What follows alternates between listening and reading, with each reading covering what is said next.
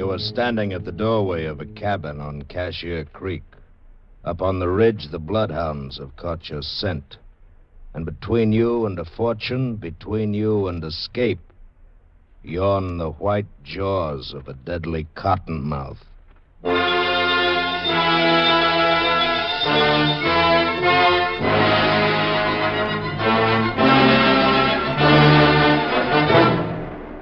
Escape, produced and directed by William N. Robeson, and carefully contrived to free you from the four walls of today for a half hour of high adventure.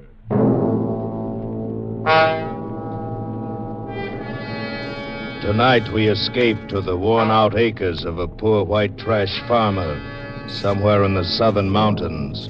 In Irvin S. Cobb's great tale of vengeance, Snake Doctor.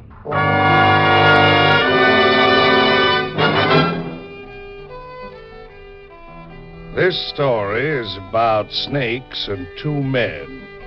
One man was afraid of snakes and the other wasn't. The one who wasn't was known along Cashier Creek as Snake Doctor. His cabin was near the creek bottomland where there's a powerful lot of cottonmouths. And he earned his meager living by rendering down their soft fats, bottling the oil, and selling it. For everyone knew there was no remedy for rheumatism like snake oil.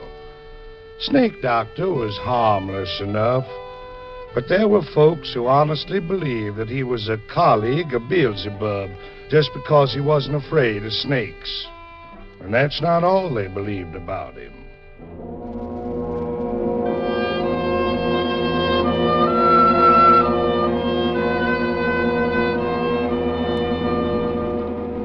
Now, the man who was afraid of snakes was Jafe Mourner, who was Snake Doctor's nearest neighbor. Jafe was the kind of man we all know who suspected, feared, and hated anything he didn't understand. And he understood neither cottonmouths nor the Snake Doctor. In short, Jafe was ornery, ignorant, and shiftless. He'd rather shoot squirrels and chop cotton. He'd rather fish than hoe corn.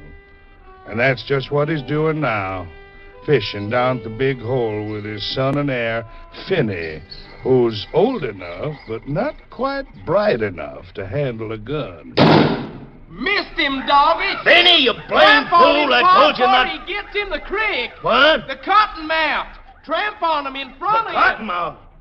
Where the varmint on earth leave? You got him! You got him! Keep your foot on him while I fetch a stick. You don't need to, son. Yeah, he's dead. Now, come here. How'd you hit anything that rifle, Pa? I had a bead drawed on him right and I couldn't... You darn fool! Oh, Find Pa! out a blame snake whilst I'm a-fishing? Heck, you was sunning yourself not more than to there from you. How'd you like to get yourself bit? Won't be no fish around here till thunderation after all that racket. Well, come on, let's go home and get us some victuals.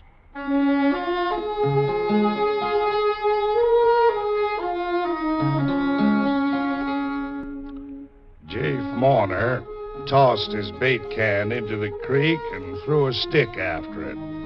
He stood there watching the stick drift slowly toward the big hole, where the creek widened behind a jam of driftwood.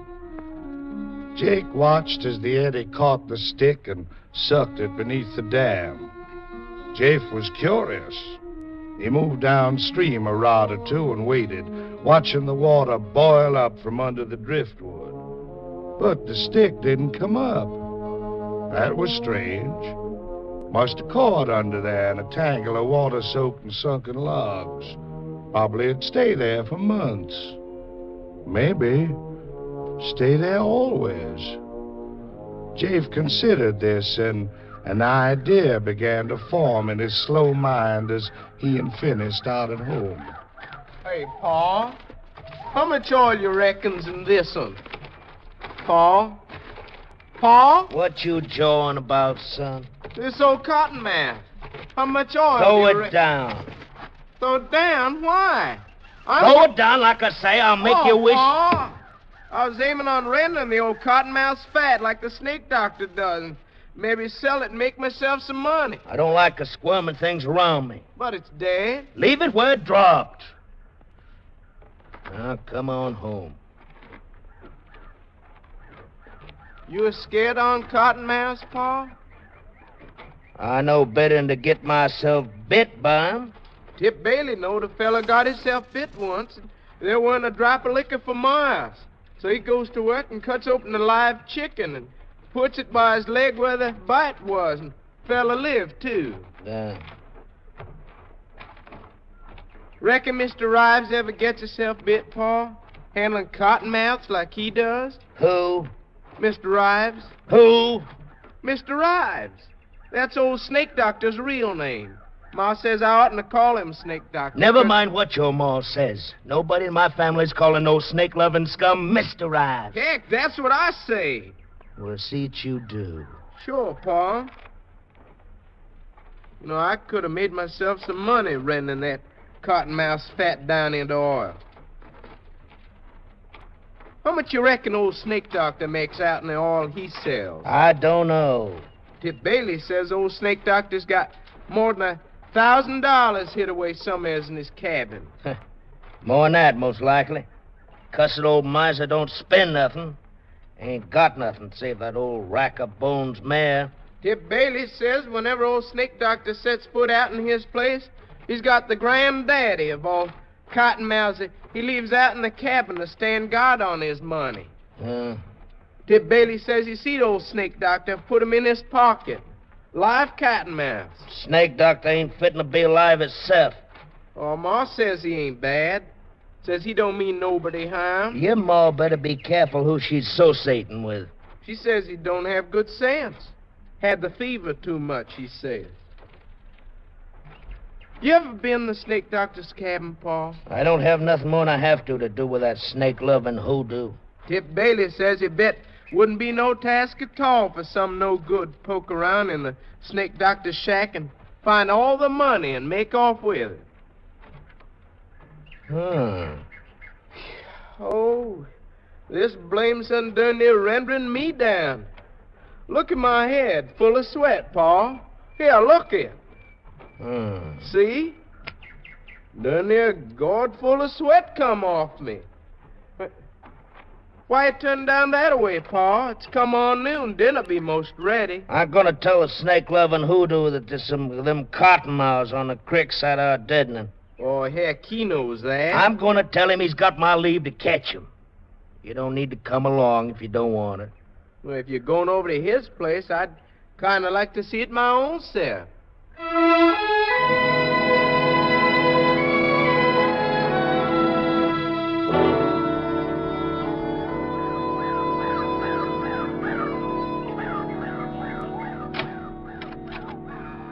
Go on in, Pa. He ain't to home, else he'd have showed himself by now. I reckon so. Can you see any of the snakes, I told Pa? you to keep an eye out for him. I bet's in one of them chinks, Pa. I bet the money's in I one ain't of them... looking for no money. Must be a dang snake itself living in a place like this. Pa, I know you ain't looking for any money, but if and you was, wouldn't you look in that chink right up there? Where, son? Right there, second log above the fireplace on the right. You see that there hole? Yeah. I reckon I would look up there. Well, since we're here. Might as well see for myself. Oh, I wouldn't be a mite surprised if old Snake Doctor... Pa. Huh? Somebody's out on the porch. It's the Snake Doctor. Was you looking for something, Chief Mourner? Yeah, I was looking for you. I want you. Yeah. Look here, you old hoodoo. What's the idea of sneaking up on folks who took the trouble to come all the way down here to do you a favor?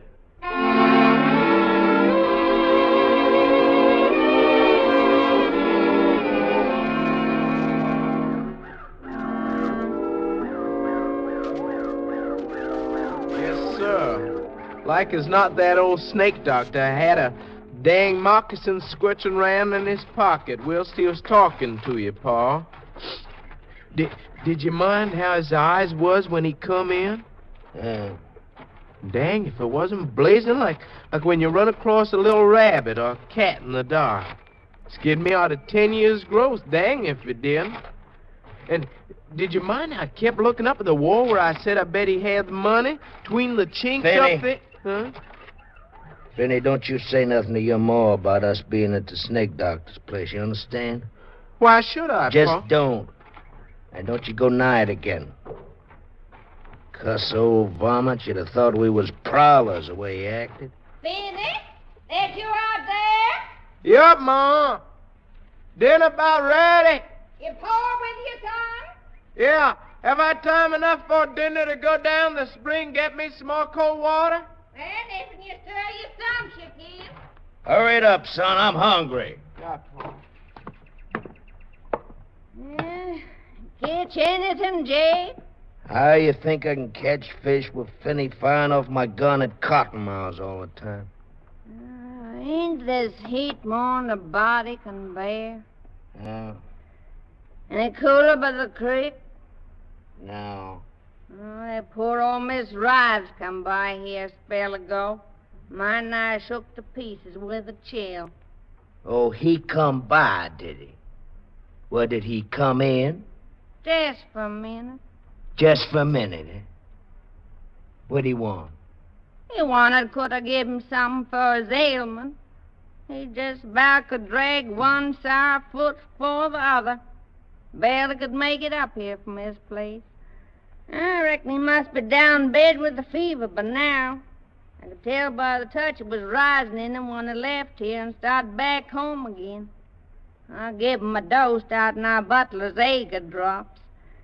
I would have given him a little smidgen of liquor. Oh, you would, huh? Oh, please don't, Jay. Don't want me. Just poor old Miss Rice. Mr. Rives. Mr. Rives. How many times I gotta tell you that the old hoodoo's name is Snake Doctor? He don't mean nobody no harm. Him that'd skin a louse for its hide and tallow, and you calling him Mr. Rives. You'll be calling him honey and sugar next. Well, without I learn you better. Please, Jay, please. Paid names, huh? Tell by the tatch, could you? Well, I aim to learn. What's his name now?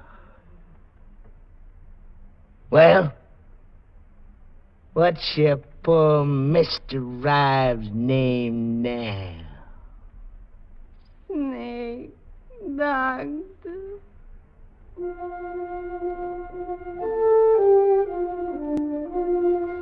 Kizzy Mourner rubbed the ugly red welt on her scrawny arm and gave the frying pan full of sizzling side meat a hopeless nudge.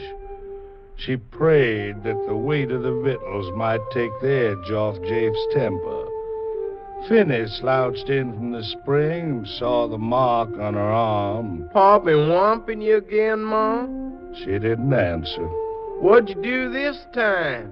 She silently dished up the hogback and cornbread for 2 men, and while they sat at table, she ate on her feet, serving them between bites, as was the custom in the Mourner household.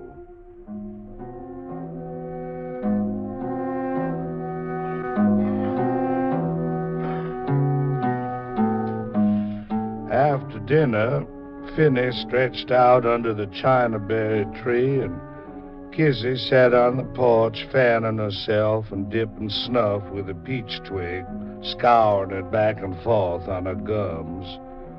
Jafe took his ease on the floor of the back room, but he didn't sleep. One thing he'd seen that day, and another thing he'd heard. He was adding them together. That stick that had disappeared under the log jam, and the snake doctor's money. It was 4 o'clock before any of them stirred, and then Jafe spoke to his wife for the first time since noon. Where's that there vial of drinking liquor, Kizzy? By the window. You took it out in your pocket after you laid down. I ought to carry a vial of drinking liquor with me, Ma. I might get bit by an old moccasin as soon as Pa would. Well, you better not let me catch you. You find it, Jay? I just remembered I won't be needing to tote no spirits along with me while I'm going. I wouldn't take no chance, Jay. Just one cottonmouth bite. Cottonmouth's all down the slashes, else along a creek. Well, I'll be this evening. It's up on Bailey's Ridge in the high ground. You fixing to go shooting? I aim to gun me a chance of young squirrels between now and dusk time. Reckon I'll come along, Pa. You're staying here, son. Oh, dang it. Be steaming in the place when the rain comes down. Pa, you might be needing me. You stay here. Oh, Pa. And Kizzy set me up a snack of cold supper on the shelf. Likely I won't get back till it's plumb dark.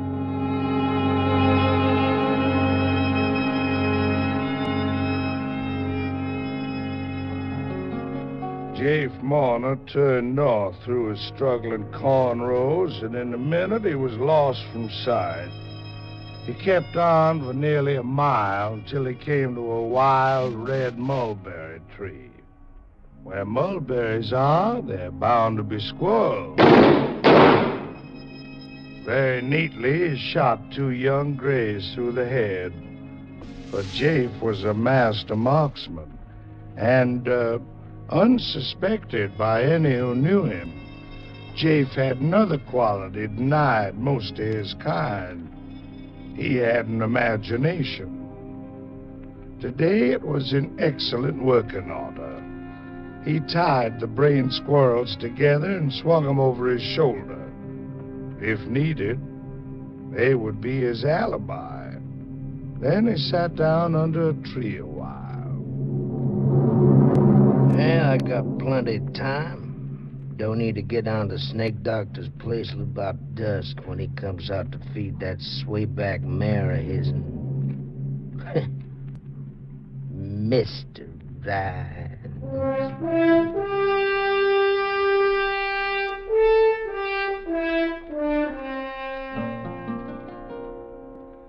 He sat out two brisk thunder showers and the intervals between them. Then he started off in a wide arc down Bailey's Branch, along the skirts of Little Cypress Slats to the sunken flats edging Cashier Creek. Took more than an hour careful traveling before he came to his destination, a screen of haw bushes, less than 50 yards behind the Snake Doctor's cabin. No matter how ailing he is, he'll get up and come out to feed that rack of bones mare. Mr. Rhymes. I'll learn him to go colleaguing around another man's woman. Jafe Marner let his jealousy heat him to a white hatred. At this moment, he was avenging his honor, and thus was spared the embarrassment of admitting to himself that the real reason he was here was the Snake Doctor's money hidden behind the log by the fireplace. The home-wrecking, snake-loving varmint. 10 minutes from now, I'll chunk him down the big hole in the creek like I did that stick this morning, and he'll go down and never come out. And nobody'll miss him. Nobody'll know he's gone for leastwise a week, maybe a month. Maybe if I get around to it, I might come back this way someday. Poke around that cabin of his. Jafe Marner's speculations were cut short. The cabin door opened, and a figure stepped out into the growing dusk and walked toward the stable. He saw the Snake Doctor's loppy old straw hat and his dark coat drawn over a pair of hunched, narrow shoulders. At this distance, he couldn't miss. And he didn't. The figure jerked backward and then went face forward. Jafe started for him, and then he stopped. His eyes bugged. His mouth formed a scream that he couldn't utter. His rifle dropped to the ground. He had just killed the snake doctor, killed him dead with a .32 caliber slug through the head. And there on his doorsill stood Snake Doctor, whole and sound and staring at him. Jeff Warner, what you done? The scream came at last, for Jafe Morner had seen the devil, this snake doctor who arose alive from his bullet-riddled body.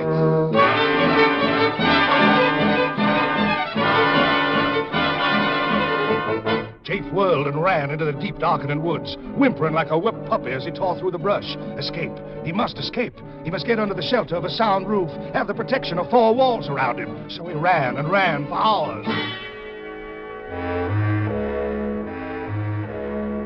It was close to midnight when he came out on a dirt road a short distance southeast of his deadening. Beyond the next bend, he'd be in sight of home. Then he stopped. Around the bend, coming toward him, was a joggling light, a lantern hanging on a buggy. Jake flattened himself in a clump of brush to hide until the traveler passed. And then, just as the rig was opposite him, he heard a call coming from the other direction. Hold now, steady. It's me, it's Davis Ware. Is that you, Tip Bailey? Yep, hoping it out from the junction. Tolerable tired, if anyone should ask you. What brings you out this time of night, Davis? Somebody sick? Sick? Nothing. There's been hella popping in these here bottoms tonight. Steady, boy, steady. Now, what you mean? A killing, that's what I mean. A dirty, cold-blooded killing if ever was one. Don't say. Who's gotten killed? I'm a-fixing to tell you. It happened just around dusk time at old Snake Doctor's place. Yeah? Was him was killed? Now, just give me time now. Yeah? It seems like Snake Doctor's been a-chilling lately. Uh-huh. He's pretty bad off today. Yesterday. And so long about 5 o'clock when the rain was a-lulling a little bit, why, Miss Kitty Warner, see, she footed it down from her place to his and fetching some physic with her. And a plate of hot victuals. Miss Mourner's a mighty thoughty one for doing things for folk. Don't you want to hear this? Yeah, go ahead.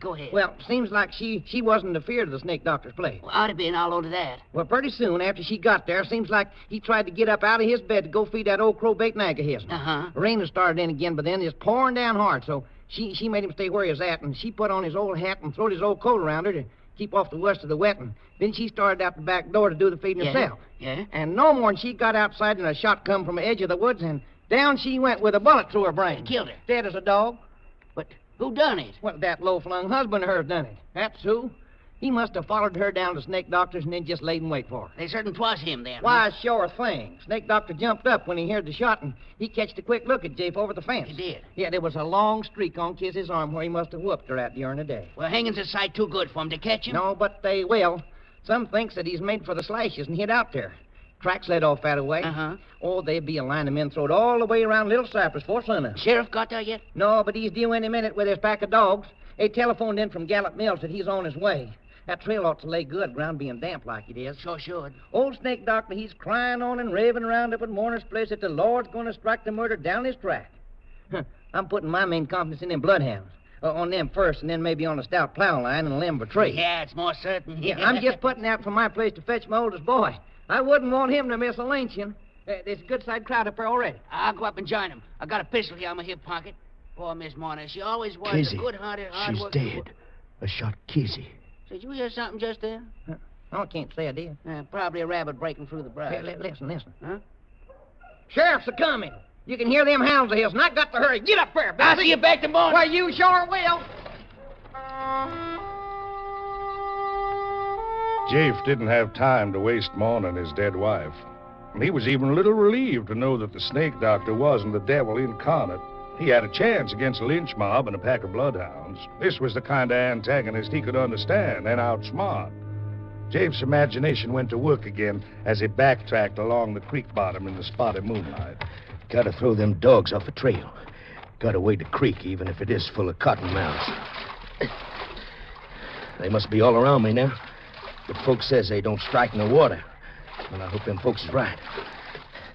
Gotta get back to the Snake Doctor's. Get his money while he's still up at my place with Kizzy's remains. And get his money, then the rest will be easy. Make for the deep timber. Cross country to the river. Make it by tomorrow sundown. Hire a shanty boater to ferry me to the Arkansas side. And get a haircut and catch a train for somewhere else. But gotta get Snake Doctor's money first. Snake Doctor's cabin was dark and empty when Jafe reached it, and he needed light for his search. There were a few dull embers in the fireplace, and he threw on some kindling, but it didn't light. Very well, He knew where the chink was. He'd find it in the dark. He scrabbled at the logs, felt some bark give, felt the clay mortar crumble under his fingernails. Here it was, a hole big enough for a man's arm. He plunged his hand into it, touched something slick and smooth, and then something sharp plunged into his thumb. At that moment, the fire flickered to life. Jafe yanked his hand out of the hole, saw two tiny bleeding punctures in his thumb. At the mouth of the hole stretched the wide-open jaws of a cottonmouth. It worked fast. He felt the pain leaping from his thumb to his hand, seeping up his arm. If he only had some liquor, if he had a fresh-killed chicken to slap on the wound. He had nothing. Then a sharp, horrible pain wrenched his heart, and a second. And there in the firelight, the huge cottonmouth poised in its crevice. Jafe leaped out of the shack and started blindly for the timber, staggered, stumbled, and pitched forward on his face. His open mouth full of weeds and muddy grass stems. The cramping fingers of his outstretched right hand almost touching a reddish-black smear on the wet, trampled grass. Good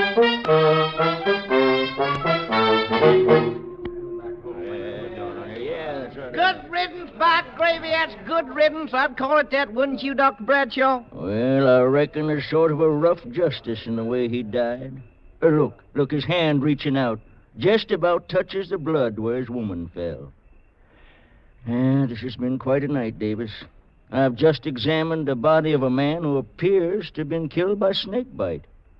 Killed good and quick, too, judging by the evidence. Well, Doc, ain't that the way a cottonmouth always does kill a man sudden like? I always heard tell that... Never mind what you heard. I'm going by the facts.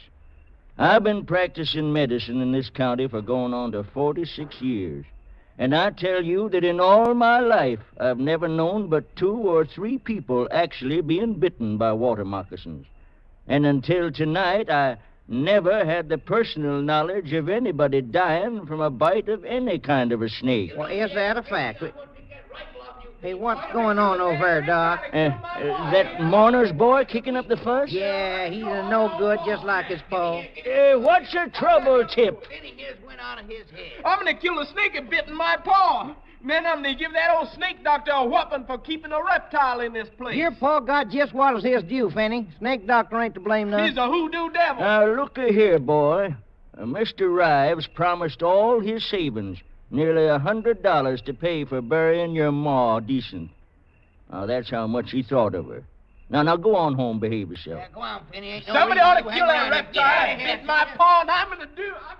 Hey, Doc, just a minute ago you started to say something about snake bite not killing. How you account for Jafe here? Well, the late Jafe Mourner had a rotten bad heart, Davis. Oh, he sure did. Yesterday proves that. I don't mean in that sense. I mean there was an organic weakness.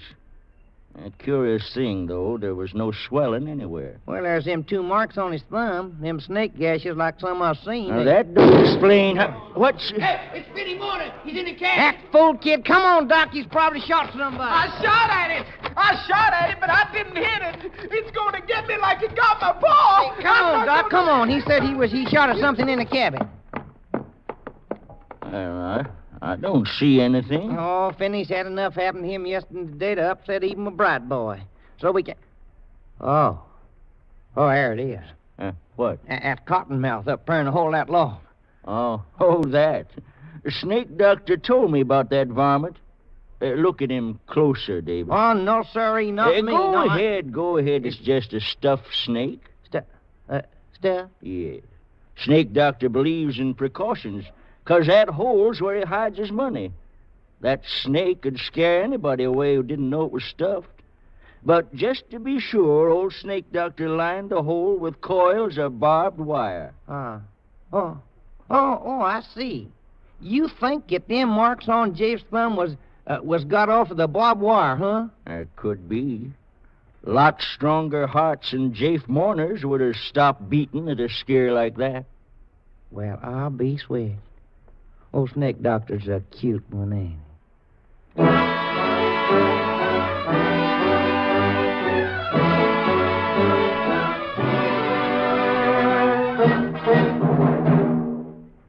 Escape, Produced and directed by William N. Robeson, has brought you Snake Doctor by Irvin S. Cobb, adapted for radio by Fred Howard, who also played Doc Bradshaw. With Bill Conrad as Jafe, Paul Frees as Finney, Ruth Parrott as Kizzy. Barton Yarborough played Davis, Louis Van Ruten played Snake Doctor and Tip Bailey. The original musical score was conceived and conducted by Cy Fuhrer. Next week, You are alone in a remote old world village inhabited by cat people. And you are desired by a beautiful cat girl who wants your soul.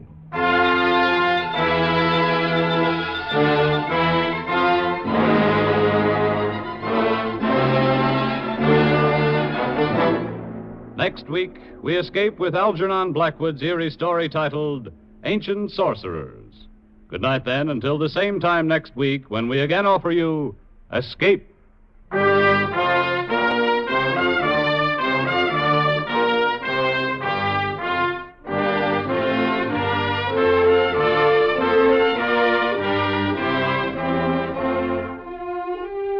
This is CBS, where 99 million people gather every week, the Columbia Broadcasting System.